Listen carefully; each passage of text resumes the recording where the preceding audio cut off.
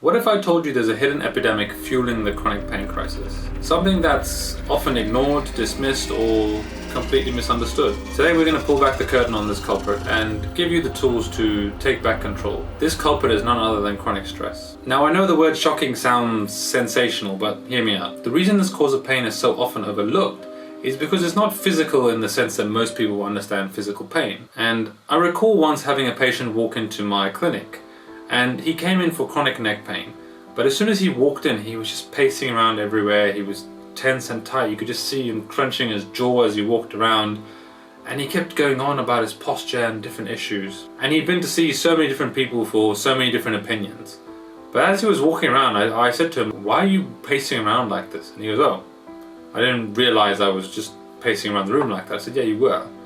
And then we sat down, and it took us a couple of sessions to get it into his head. But eventually he started to understand that his chronic stress and his chronic tension and pacing around, being anxious about everything, was feeding into his chronic pain. And then I didn't see him for a very long time, and eventually he came back to me and he said, "You know, my life is completely different now, just because now I'm aware of this issue." Think of your nervous system as your body's super sensitive alarm system. When you're under stress, it goes into overdrive, constantly firing off danger signals. Under stress, your brain is constantly firing as if a car alarm is stuck on. It's constantly blaring even if no one's trying to break in. This blare is the feeling of your muscles tensing up, preparing you to fight or run. But the problem with this is, it's constant. Over time, this tension becomes your new normal. Your body is constantly receiving false signals of danger because the car alarm keeps telling it so. And that's when the pain really sets in. What's shocking is sometimes it might just seem like it happens randomly. The blare goes off in your brain without a trigger, but it's because you have an emotional memory. What's even more shocking is something I only learned about a few years ago, is that people can become addicted to stress hormone. Yes, addicted like in the sense of drugs, alcohol, tobacco. Addicted. What happens is that you get addicted to this feeling of being busy and running around and always having something to do and always being under tension.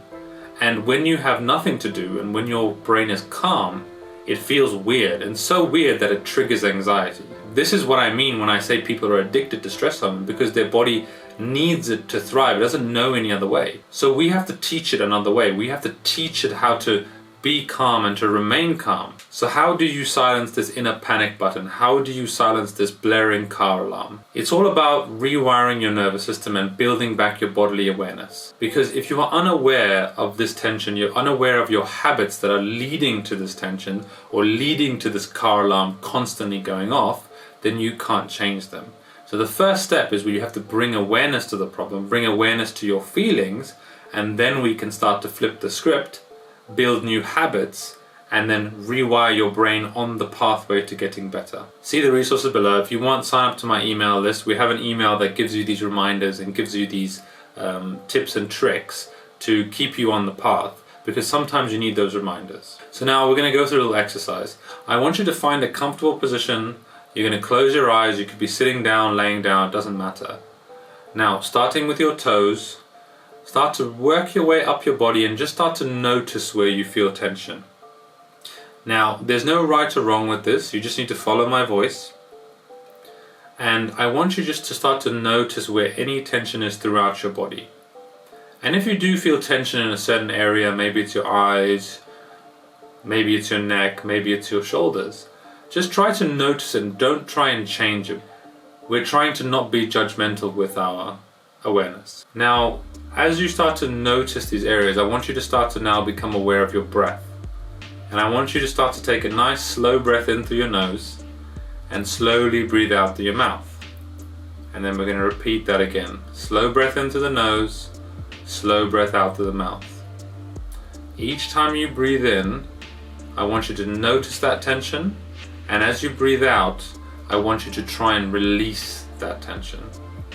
Now, sometimes you might not be able to, and that's okay. But just try to let your body soften as if your body is weighed down by a very heavy piece of stone on top of you. Each time you breathe out, the stone is getting heavier and heavier, and you are sinking into your chair, you're sinking into the floor. All of that tension is starting to dissipate. And then I want you just to continue on with this. Try to go over and over again, raising your awareness in certain areas and then using your breath to relax it. Raise awareness, relax with the breath.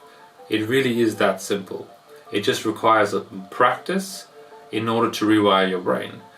Because when it comes to rewiring your brain, you need to practice constantly. By doing this more often, you will uncover parts of your body that you never knew. You will uncover tension and habits that you didn't realize that you were doing.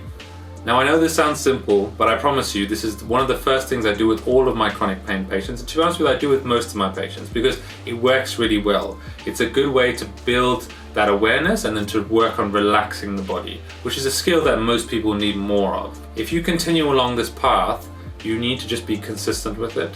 Remember, to rewire your habits in your brain takes a lot of repetition. Think about the 10,000 hour rule. How many hours have you spent being tense and tight and stressed and anxious? Now, you're not going to become calm overnight. You need to keep practicing.